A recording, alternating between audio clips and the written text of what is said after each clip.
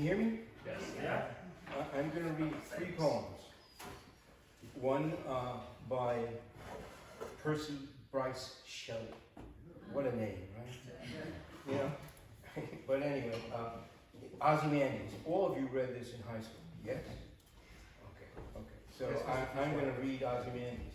The reason I'm going to read it is because it goes with the other 2 poems. They're all about farewells. They're farewells. I met a traveler from an antique land who said, 2 vast and trunkless legs of stone stand in the desert. Near them, on the sand, half sunk, a shattered visage lies, whose frown and wrinkled lip and sneer of cold command tell that its sculpture well those passions read, which yet survive, stamped on these lifeless things, the hand that mocked them and the heart that fed. And on the pedestal, these words appear. My name is Ozymandias, King of Kings. Look on my works, ye mighty, and despair. Nothing beside remains. Round the decay of that colossal wreck, boundless and bare, the lone and level sands stretch far away. That's Shelley. And the next is a poem by Dufu, who lived around 712.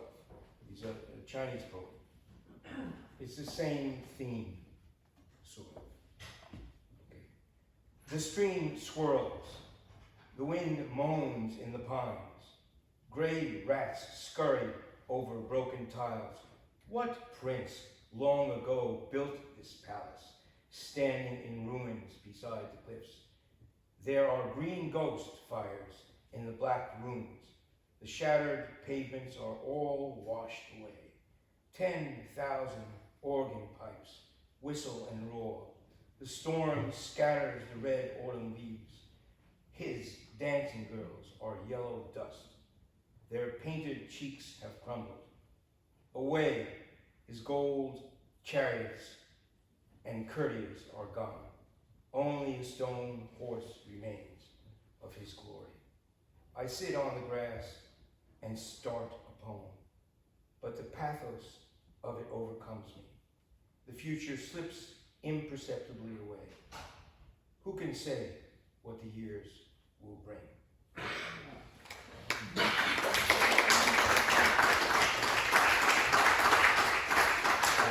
And now my own, same theme.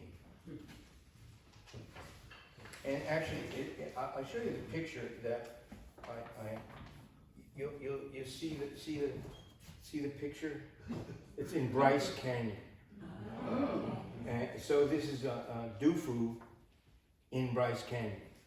Okay, and my son is currently 33 years old, so you can see this is an old poem. Okay. Dufu in Bryce Canyon. I take you down the trail with me, Dufu. I give you these canyons, inhospitable, bleak, barren rocks, perfectly pink Utah podiums, cut into postcard ruins, free as dust, lifted from the sea 60 million years ago, posing now as lacy steeples, limestone royalty, frayed old chessmen waiting for the next move. That ridge they call the Sentinel. There, Thor's hammer. There, the sinking ship. And there, in the distance, Chinese wall. Not as long, I admit, but with the same moon over it. The same moon over all. I smile at the sadness you bring me. The crustaceous ocean hasn't invaded North America for eons, but I see it washing up against the Gulf Coast now, ready to devour Florida at any time. ending the lines at Disneyland, leaving only canyons behind. Not even canyons, just the wind and the dust, already characters in your cracked old poem. It's all the same. I've read poetry for many years and make but little pretense. The blooming lilies do not make me weep. The singing birds here do not shock my heart.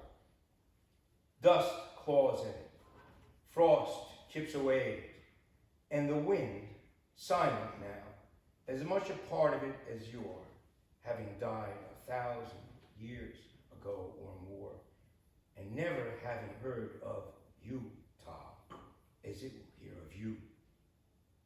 That summer, the rivers flooded the Midwest. Drought and heat burned up the east. Sarajevo continued to die. Akita was buried in ash. And even so, New Yorkers headed for the beaches once again.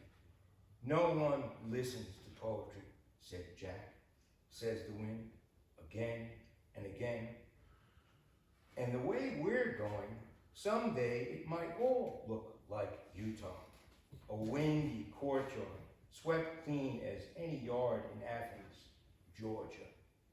Clean as your palace garden do, the one in ruins that you saw, that made you see that nothing would be left, not the palace, not the pinnacles, not even the poem. Whether we imagine it or not, the palace is gone, the poems annotated, followed by questions and a possible quiz. The wind does not need to be heard. Quietly, the oldest trees arch their roots into the sloping red dust that no longer reminds me just of you, do, now that you are here, that coats my shoes as I walk with Simon, my 5-year-old.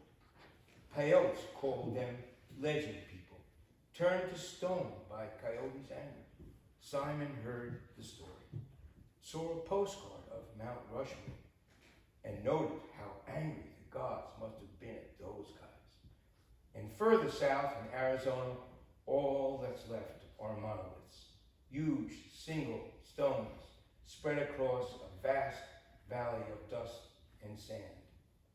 Years ago, I stopped there in an old Plymouth Valiant. Not us. We had to sleep in the car.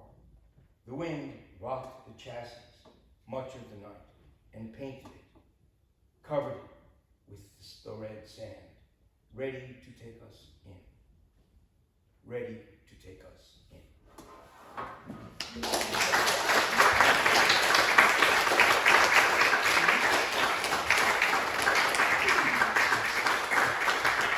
Did I read the Dufu poem? Sure, you.